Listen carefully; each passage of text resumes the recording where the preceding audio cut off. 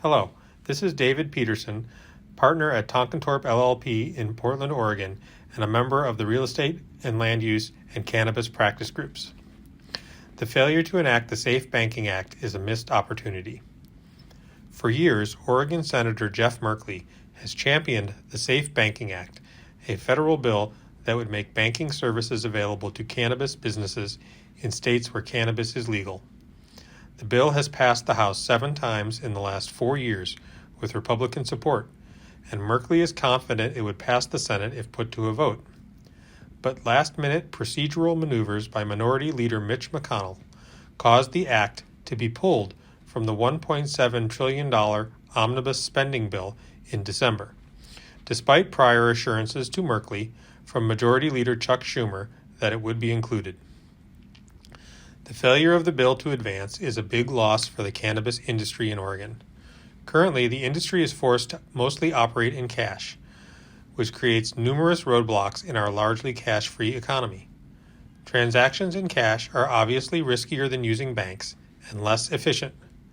Otherwise, unnecessary investments must be made in safes, cash counters, and complex security systems. All cash businesses are more prone to theft, particularly by employees. And without access to banks, cannabis businesses cannot obtain lines of credit, attract institutional investors, or use payroll management services.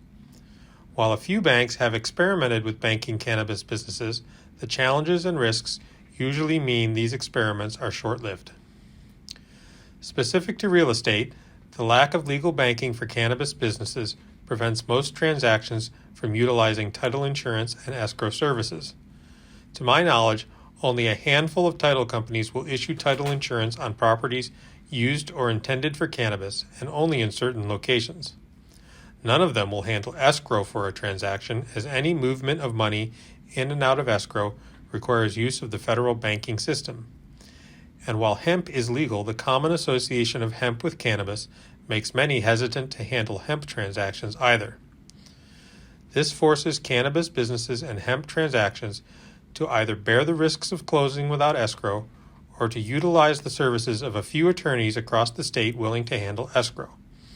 Those attorneys are few and far between, as most malpractice insurance will not provide coverage should they make a mistake.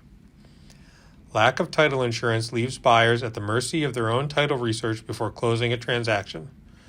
While the seller may have given title warranties in the deed conveying the property, claims under the deed can be difficult to bring and are only as good as the solvency of the seller. With Republicans taking control of the House in January, it is hard to see a path for the SAFE Banking Act to see the light of day again in the near term. If so, then cannabis and hemp businesses will continue to face roadblocks to successful real estate transactions and other business practices not faced by other legal businesses in their respective states.